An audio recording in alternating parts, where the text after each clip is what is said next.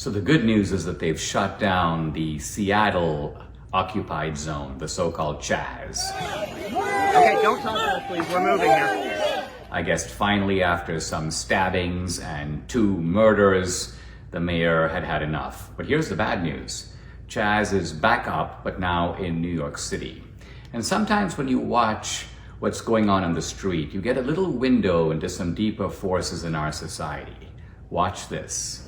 You guys go to clown college for like 26 weeks for the You know, a hairdresser has to go to school for longer than you do.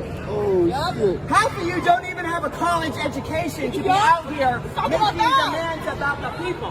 When you can't even read a fucking history book and know where you come from.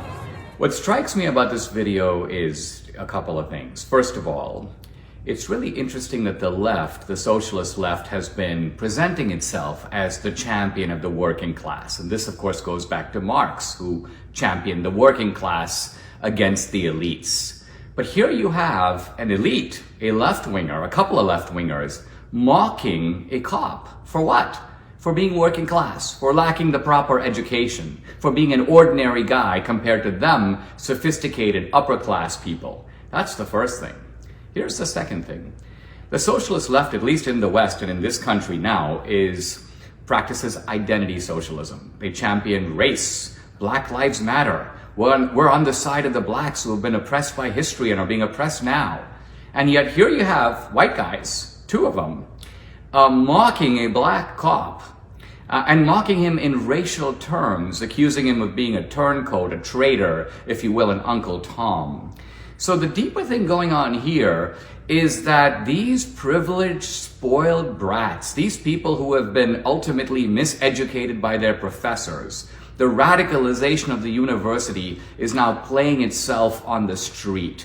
And what makes all this so sick is there's a little side of human nature that always wants to feel superior to others. In the old days, people would mock their servants for being lazy and uneducated and lower class. And racism took the form of mocking and demeaning black people. Here we see the same mockery, the same bigotry, but it's camouflaged. The left knows they can't do it openly, so they do it in the name of social justice. Defund the police, and that makes it okay to mock working class people, demean their lack of education, call them Uncle Toms. Will the N-word be far behind? What we're seeing here is progressive, socialist hypocrisy at its finest.